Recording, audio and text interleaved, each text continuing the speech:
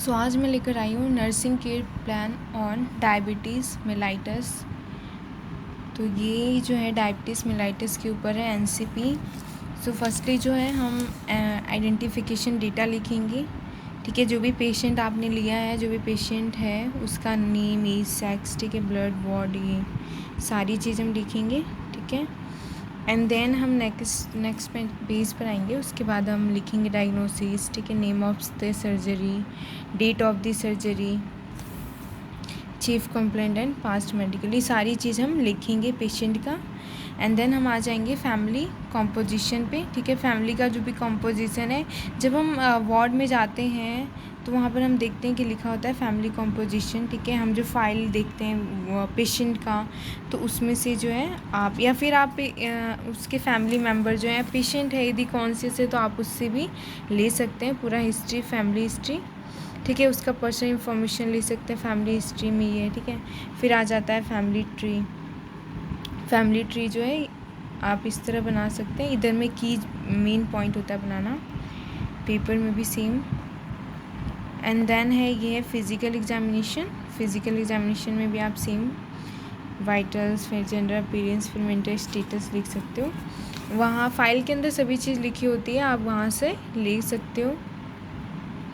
And then आता है head and face, eyes, and उसके बाद ईयर कैसा है, उसका एक्सटर्नल ईयर कैसा है, पेशेंट का दिख रहा है, हियरिंग पावर कैसा है, टिम्पैनिक मेम्ब्रेन कैसा है। ठीक है, फिर नोज़ पे आते हैं, फिर माउथ एंड फेरिंग्स, उसकी सारी चीज़ हम ऑब्जर्व करते हैं। ठीक है, असेस करते हैं पेशेंट का क्या है क्या नहीं, नेक, चेस्ट। ठीक है, एंड देन एब्डोमेन,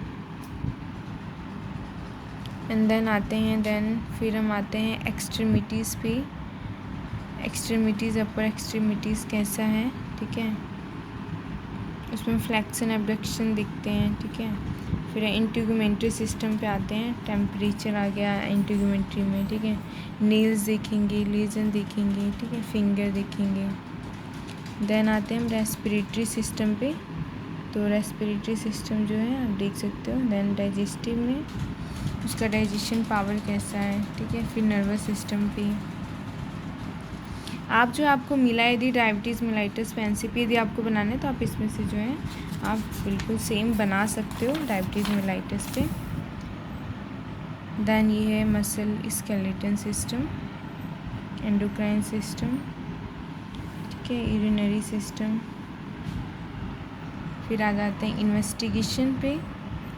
ये इन्वेस्टिगेशन है, देख सकते हो। एंड देन इन्वेस्टिगेशन में LFT, KFT, ठीक है, Day 2 में आप लोगे ये भी पेशेंट के जो फाइल है उसमें ये दिया होता है। ठीक है, तो आप ये इजीली कर सकते हो।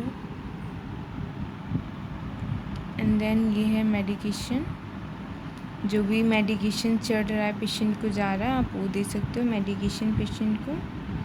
ठीक है, टॉसफैक्स हो गया, पेंटी, पेंटाडी। ठीक है, एंड देन आते हैं हम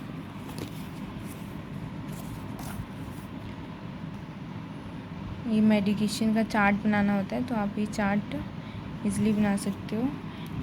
3 चार्ट जो है आपको बनाना होता है मेडिकेशन के ऊपर, कोई भी, जैसे सोडियम क्लोराइड ले दिया, इसका जेनेरिक नेम जो है सॉल्ट होता है, सोडियम सॉल्ट, तो ऐसे बनाना होता है। Action, side effect, contraindication, तो 2 भी आप बना सकते हो, it's okay. And nursing problem then लिखेंगे। नर्सिंग प्रॉब्लम आप पेपर में डायग्नोसिस आप 3 बनाओ और नर्सिंग प्रॉब्लम आप 5 लिखो। और ये आ जाते हैं हम एनसीपी पे, जो कि ये असेसमेंट करेंगे।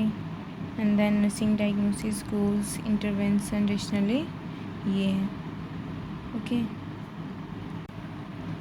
ये जो है हम नेक्स्ट पेज पे, ये दूसरा है, दूसरा एनसीपी है ये, तो सेकंड एनसीपी भी आप ऐसे बना लोगे।